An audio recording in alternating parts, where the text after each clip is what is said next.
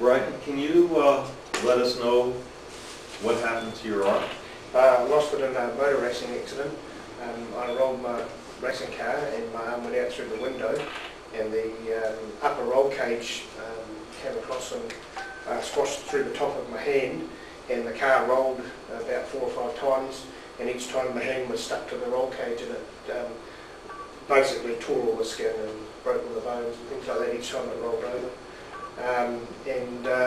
Although it wasn't completely amputated in the accident, they amputated it later straight through the wrist. Okay, about how long ago was that? 19 years. 1986. Yeah, I was sitting there going, oh. Okay.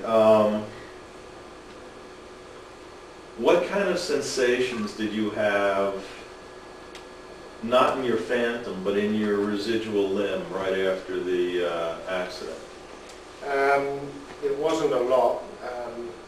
I spent a period with, like morphine and stuff like that, so there wasn't a lot of pain at all. And then almost within a few weeks of that wearing off, I was starting to feel my hand, and then the pain just basically, the pain, the burning and the crushing pain and that sort of thing came on more or less straight away, and it stayed basically at the same level right through the whole time. And so you still got it now? Yes. Okay. What I'd like you to do is draw on this diagram. Draw a little line where your hand's been amputated. Right.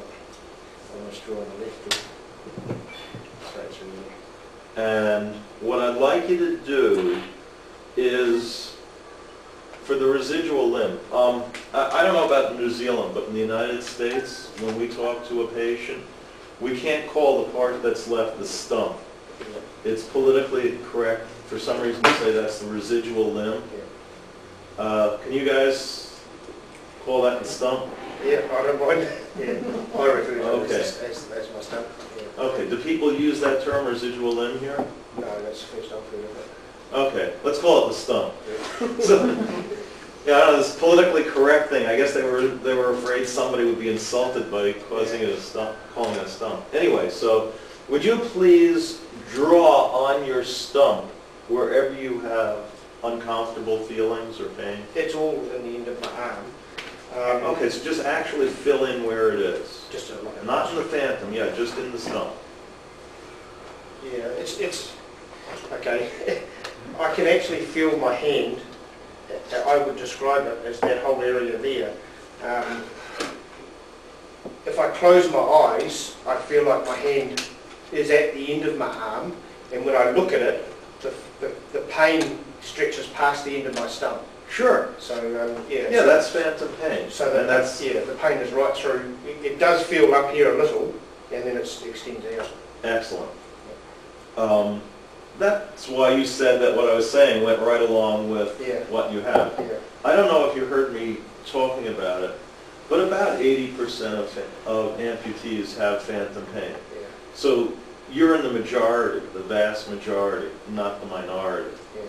So this is absolutely normal. You shouldn't think there's anything wrong with your mind or anything like that because you're feeling it. Okay, so if you would draw that little ellipse that you drew there, that's where the pain is? Yeah.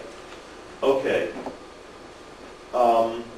What I'd like to know is, right this second, how intense your pain is. I want you to use the following scale. 0 is no pain. 10 is so much pain that if you had to bear it for another second, you'd faint. So all the numbers between 0 and 10. Yeah, I would go with 4 or 5. Okay, could you just write that on there? Yeah, okay. Just Anywhere. Yep. Yeah. And is it the same in the phantom as the stump? I don't know. It's the same thing to me, basically. That's fine. Yeah. There's no pain in my arm, physically in my arm, unless I hit it, and then that's a pain that you can't describe. That goes beyond 10. So. Okay. What does the pain seem to feel like? How would you describe it? It very much, as everybody does, it always feels burning. It feels like my hand is closed and it's crushed. I occasionally get what people describe as the fingernail pain, but that's not very common. Okay, so hang on, Yep. what he's describing is the burning tingling, okay? And we know from the studies that we talked about earlier that that's caused by decreased blood flow. He's describing the cramping, twisting, okay? We know that that's caused by cramps in the residual limb. And he's describing the fingernail pain. That's like where someone's ripping your fingernails off, you mean? No, right? I would more often than not describe it as a long fingernail poking in, especially because my hand is like this, Right. poking into the palm of my hand, poking in and Right. not being able to release it out of there. Okay, so it's like a poke, like someone's poked you with a needle or... Yeah. Yeah, that's a nerve pain. That's the shocking shooting, or a lightning bolt, or a stab. Often Right. I get a comparable sensation would be having fallen off your bike and scraped your finger. Right. And somebody may be rubbing it and making it worse. I don't know if that's a Sure. way to describe it, but That is. it's definitely a burning sensation, and not necessarily a fire burning sensation, but that burning sensation when you skin Yes. yourself Yes. or something. Okay. Could you just write down sort of one-word descriptors of those three types, like, and measure the temperature using an electrical thermometer? Okay, what we have to do is we have to tape this onto your arm.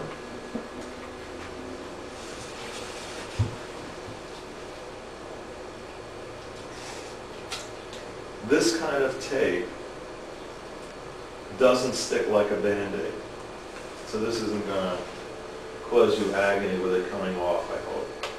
What I'm trying to do is avoid the end of your arm. Could you move your chair forward? Yeah, good stuff. I know you already offered to do that.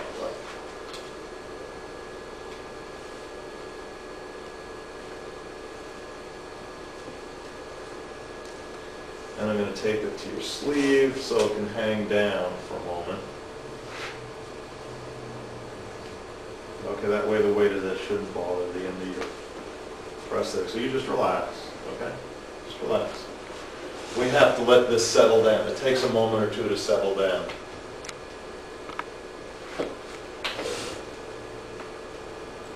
Okay, we have auto gain on, so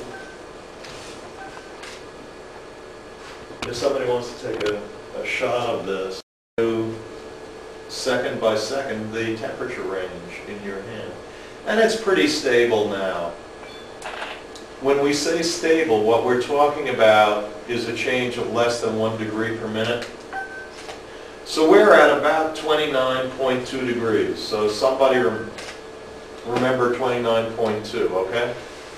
And we've got enough cameras going, so... Okay, if you recall, what I said was that 1 degree difference between two limbs is the minimum for it to be significant. Okay, so anything less than that's kind of meaningless.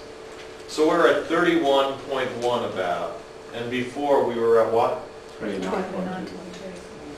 Okay, so the way we're measuring it, we're just in there.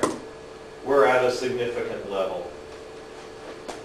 So we can say pretty safely that the burning element of his phantom pain is because of the decreased blood flow.